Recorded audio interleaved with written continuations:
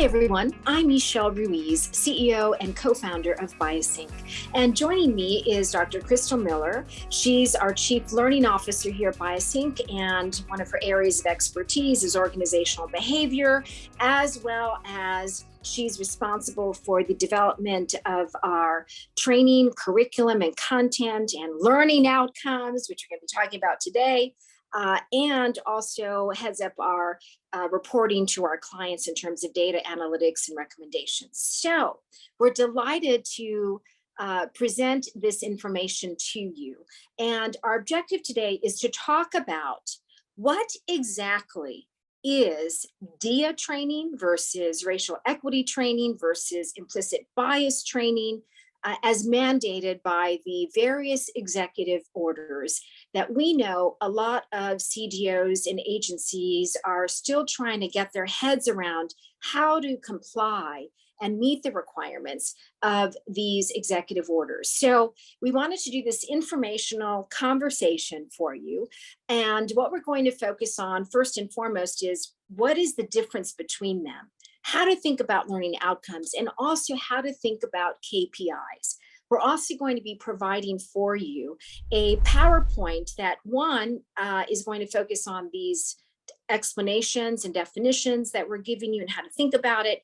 And then the latter section is going to be kind of a plug and play where you can think about how to think about learning outcomes and KPIs and some guidance there. And you can just literally pluck and customize them for your agency and use them into whatever types of reporting or materials that you need to pull together. So with that, so Dr. Miller, there's confusion around what's DEIA training versus racial equity training versus implicit bias training. Let's start with the umbrella area of focus. And I understand in our conversation together that DEIA training is the umbrella area of focus. So can you talk a little bit more about that?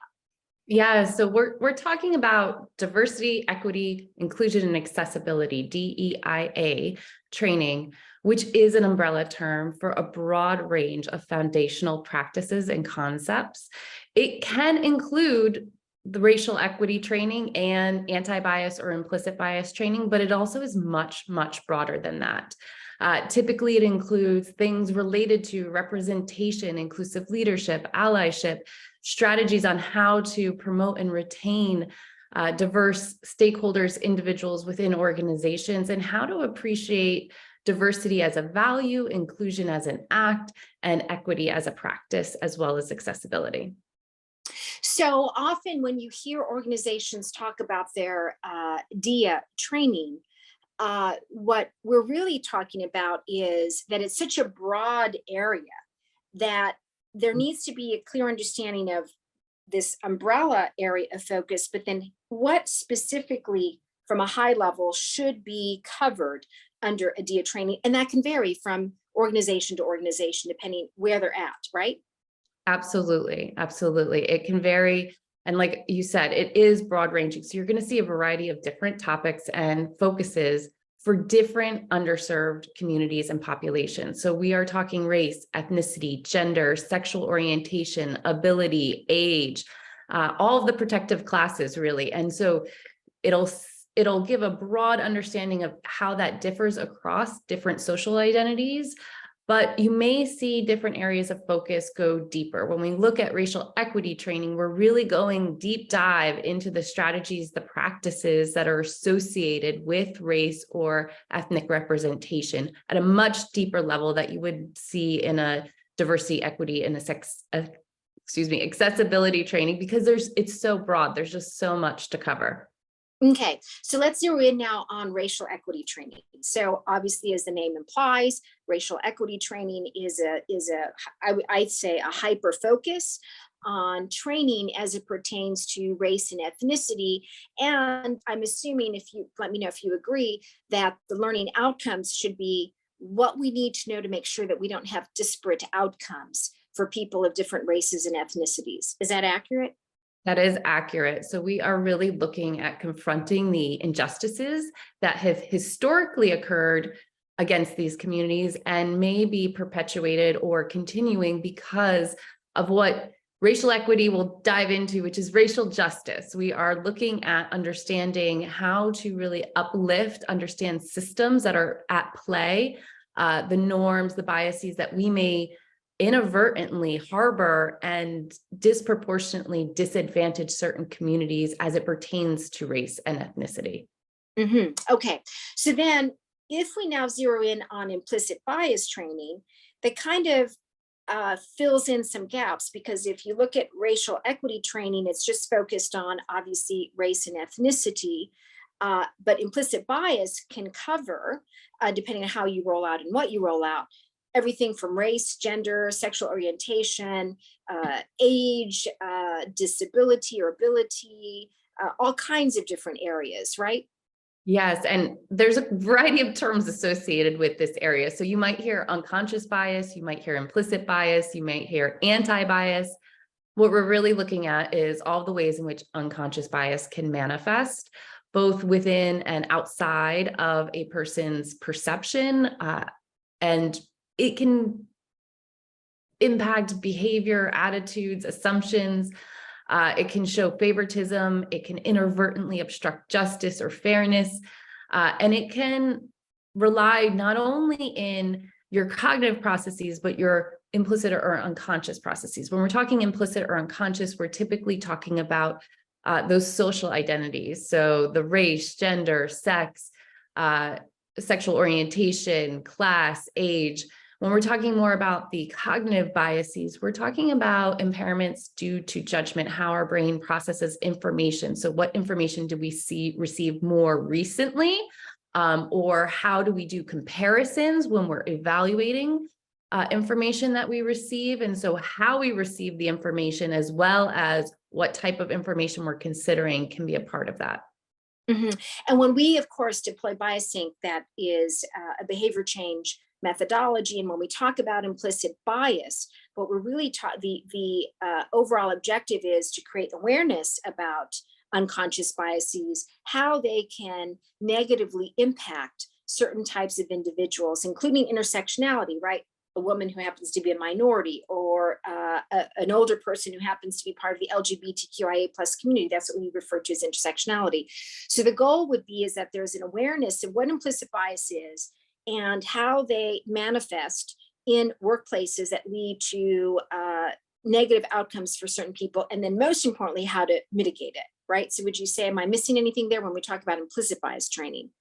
When we're talking about implicit bias training, you are completely accurate. We are talking about how biases are formed, when they actually occur, and when you might be more likely to encounter them, and how to mitigate those biases, which is the behavior change aspect. Now, that's covered in a lot of different types of bias trainings. However, what BiasSync actually does is measure unconscious biases. So the self-awareness piece goes a little bit further. You might not encounter that in every type of bias training, the ability to actually measure and see what biases actually are for you as an individual.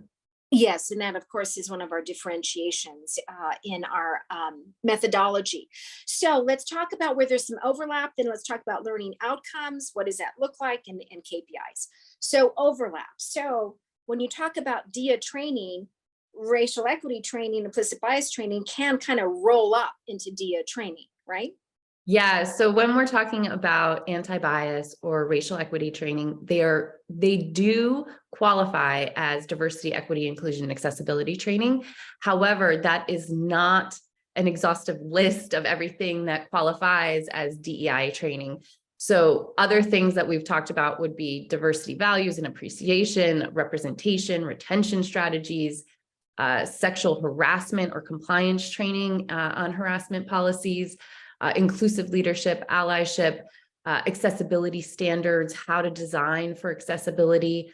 That would all be a part of DEIA. But when we get down into the focus more around anti-bias training, you might also see equity practices in there, anti-harassment training, bystander intervention, understanding what microaggressions are, how they relate to bias, and more explicit forms of bias like discrimination, retaliation, And we would also see a bit more covered on systemic and institutionalized forms of bias and how they manifest as what we call isms.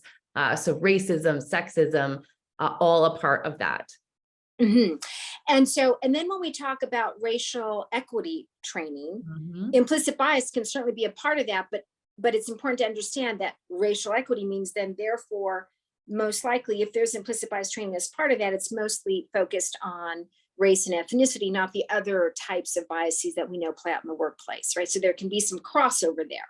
Yes, there is crossover, but we are talking about even stronger areas of focus and deeper dive. So beyond what we've already talked about, you're going to see historical and cultural context for understanding different underserved ethnic and racial communities. We're not talking about just one, we're talking about different and the history that accompanies them, and then specific training on how to see that and encounter it, whether it's in policies, practices, infrastructures, resources, being trained to interrupt, to intervene and to mitigate the biases that pertain specifically to race in order to advance equity.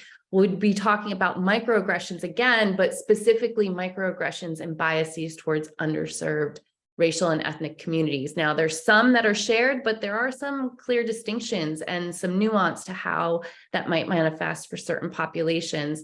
We'd again be seeing allyship and inclusive leadership and equity practices, but again, with that focus in on race and ethnicity. Excellent. So as I mentioned, we're going to be providing a supplementary PowerPoint that's again going to, explain all of these terms that we're talking about. And now there's the section on suggested or how to think about learning outcomes and also how to think about KPIs. So when we talk about learning outcomes, when CDOs need to think about learning outcomes for these three areas, and I qualify this in that learning outcomes have to be specific to what you know about your organization's goals, data, and insights that you may already have. But so we're kind of giving some more general advice here or insights. And when we think about learning outcomes, how should CDOs think about that for DEIA training, racial equity training, and implicit bias training?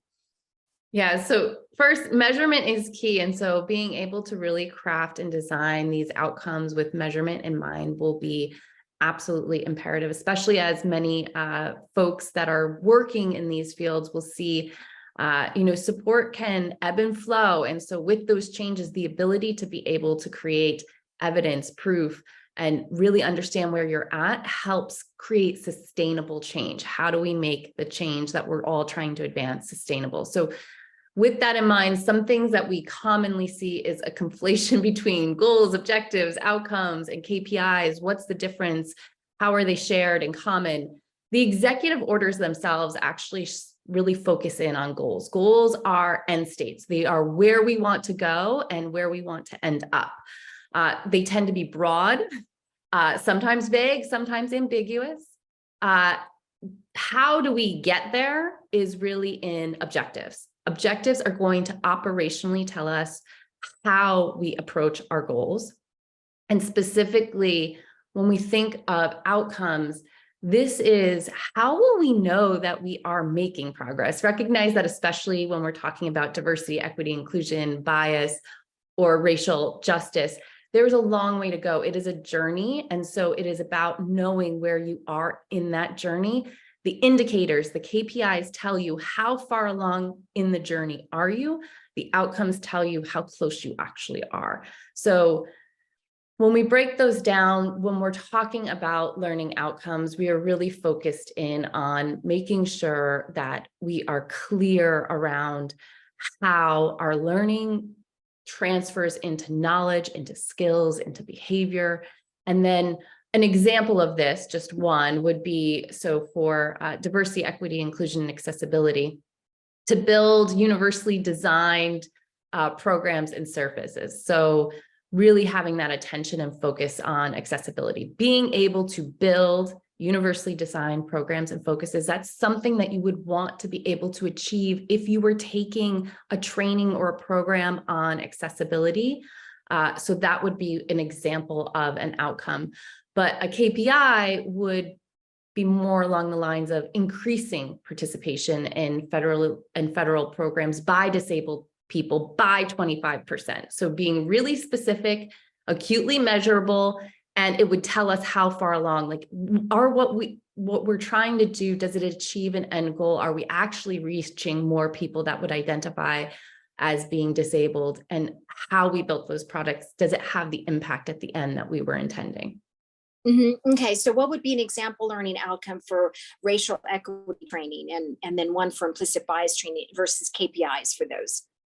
Certainly. So when we're looking at racial equity training, a learning outcome might be to be able to recognize and eliminate barriers as it pertains to underserved communities that are racial or ethnically underserved communities for, let's say, fair housing.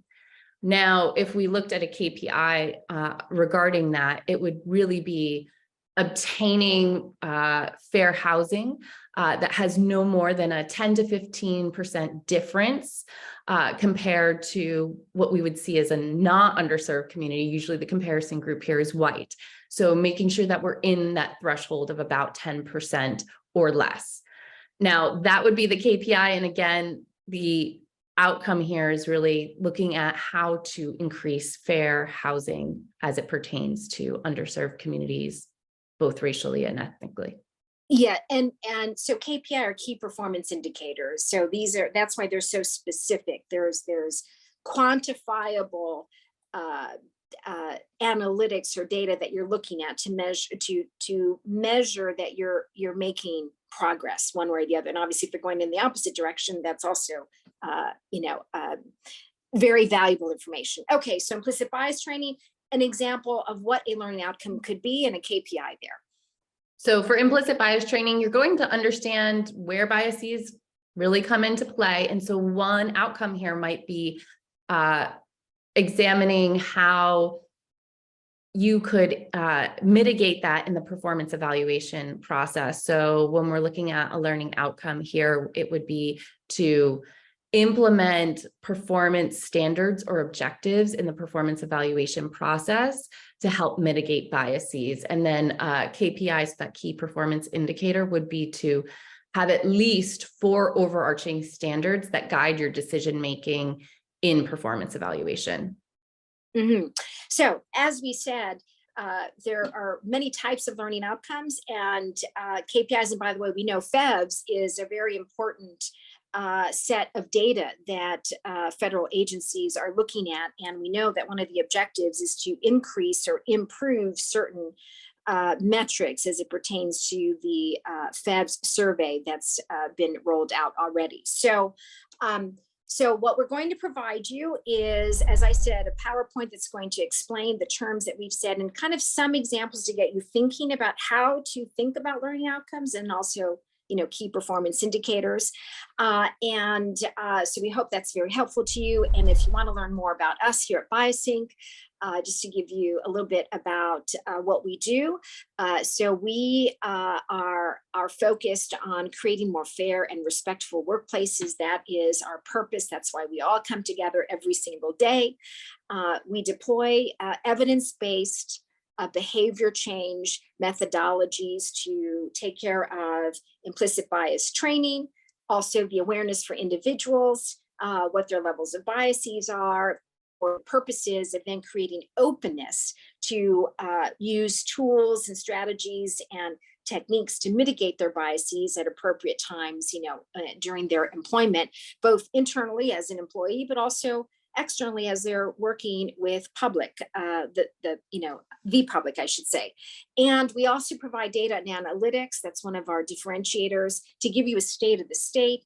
And very importantly, the data and analytics is to give you the state of the levels of bias, cognitive empathy, openness, also inclusiveness metrics, and equity barriers information. So we can highlight for you where there are equity barriers occurring in the organization for employees at different stages of their employment cycle, from recruitment to hiring to performance reviews, opportunities, promotion, etc.